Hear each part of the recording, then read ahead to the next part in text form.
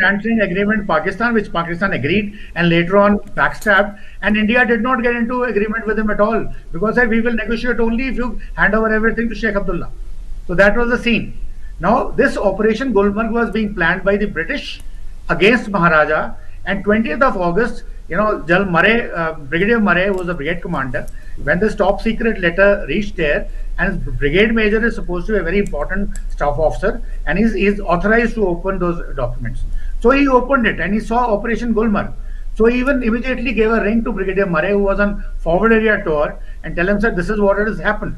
He says, you please seal this off back and do not talk to anybody. And he threatened, if you tell anybody, your family will not be able to go back to India, because Major Kalket, later on Lieutenant General Onkar Singh Kalket, had opted to be with the Indian Army and not with the Pakistani Army.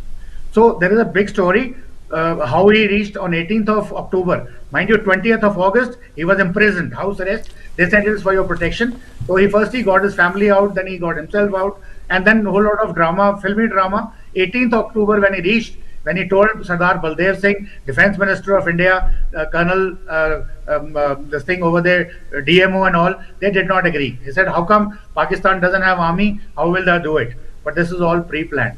Now, why did they choose the date 22nd October? Because 24th October was Dashera. And 22 अक्टूबर को 2 दिन पहले हिंदुओं को महाराजा की force में हुक्म था कि हिंदुओं का त्यौहार है तो सारी की सारी ड्यूटीज मुस्लिम्स को दे दी जाएं और हिंदुओं को फ्री कर दो त्यौहार मनाने के लिए. एंड जब मुसलमानों की ईद आनी है 26 अक्टूबर को, तो Hindus will take over all the duties and Muslim will free to celebrate. So that thing, these two things in mind, and then of course this end October के बाद Chile clan starts. That is, the whole area gets covered with snow, and it's inaccessible terrain, and nobody will be able to come here. So 22nd October, 21st October night, they were all killed.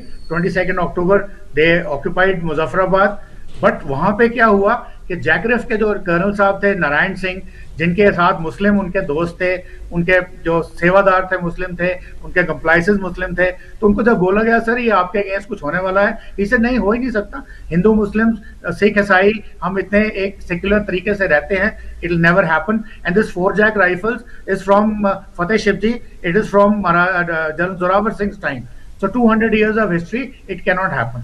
Similarly, Maharaja के against था, कि Muslims के against था, his all his personal staff was Muslim. Out of the 6 brigade commanders, 4 were Muslims, 4 brigadiers. So how could you think that they were anti-Muslim? They were not. But this was a plan by the British, which was this thing done by the Sikh, and Muzaffarabad was attacked. So Colonel Narayan Singh was able to hold on Muzaffarabad for 1 full day with 1 MMG. Halanki he had no strength, and finally he was killed. Then the deputy commissioner was killed. People were raped, looted. Now this 1 full day, the report goes to Srinagar by radio set, the only radio set which was destroyed later. So 22nd evening, mein Maharaja Hari Singh puts on his uniform and he says, I will go and fight in the front. Now there are no forces available. There's 9 Jackraff was available which was sent to Punch. But this was the plot by General Scott. Before he left, he made sure that penny pocket deployments all over are done with a meager force. And when Maharaja asked him, he said, sir, this is the only law and order problems. There can never be an invasion. So we are only preparing for law and order. And that is why they were not prepared for the invasion. But this, when Maharaja came out, then Brigadier Rajinder Singh, who was the chief of staff, army staff after General Scott had left, he said, sir, how can you go? I will go. So chief of army staff leading with 100 odd men, he collected because there was no organized force. Palace guards जो थे उनको लेकर के वो आगे बढ़े हैं और वो एक दिन उनको मिल गया कि वो 23 तारीख की सुबह में जाके गढ़ी में पहुंचते हैं. वहाँ पे जो रिफ्यूजीज आ रहे हैं या कुछ 4 जैक के हिंदू जो भाग के आ रहे हैं, तो they give them a position. So Brigadier Rajinder Singh tasked Captain Prithvi Singh और सूबेदार दूनी चंद a platoon each, that is let's say about 30 men each, उन्होंने सड़क के दोनों तरफ पोजीशन ले लीजिए और वहां पे उनकी लड़ाई होती है सारा दिन. तो कैप्टन पृथ्वी सिंह जो बहुत ही बहादुर जांबाज सिपाही थे, उन्होंने अपनी जो 300 ट्रक आ रहे थे लश्करों के भर के एक नैरो रोड के ऊपर, प्लेस कॉल्ड गढ़ी, तो फर्स्ट वाज बैटल ऑफ गढ़ी. तो गढ़ी में उन्होंने जब जाके उनकी एक आगे वाली गाड़ी को फिजिकली कैप्चर कर लिया और बैठ के चला के आ रहे हैं, तो अपने ही ट्रूप्स ने उनके ऊपर फायर कर दिया.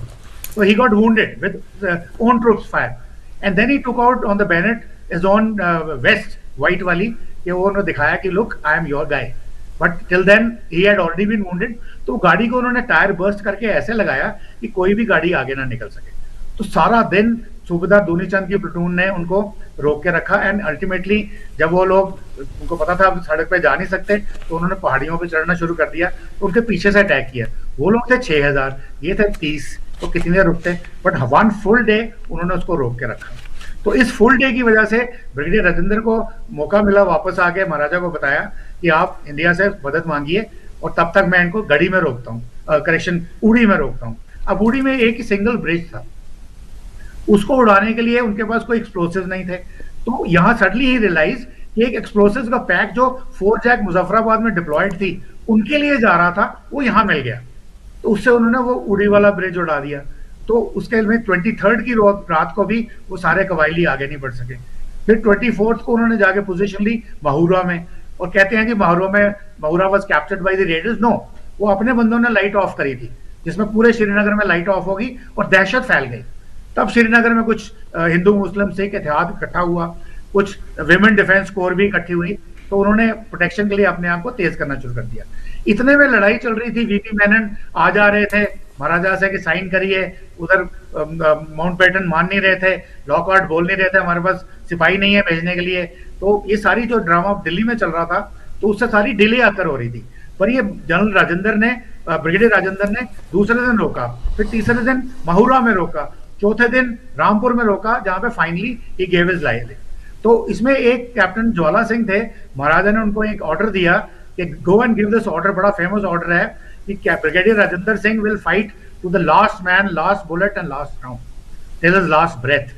इट्स ऐतिहासिक ऑर्डर। और उसमें यह भी लिखा, अगर captain Jwala Singh can not find brigadier Rajendra Singh, captain Jwala Singh will do the same, he will fight to the last. But then brigadier Rajendra Singh मिल गए थे। तो 27 तारीख को सुबह 2 बजे, दैट इज 26 रात को और 27 सुबह 2 बजे, he finally was martyred and he held on to raiders. 27th morning में they entered Baramulla, and 27th को Indian Army had already landed at the old field was safe. आज हमने वहां पे एक फंक्शन किया है, उस पूरे सिनेरियो को इनेक्ट करके in a dramatic manner, dance drama करके हमने उसको आज इनेक्ट किया है। तो that was 27th today. And उसके बाद जब इंडियन आर्मी लैंड होनी शुरू होगी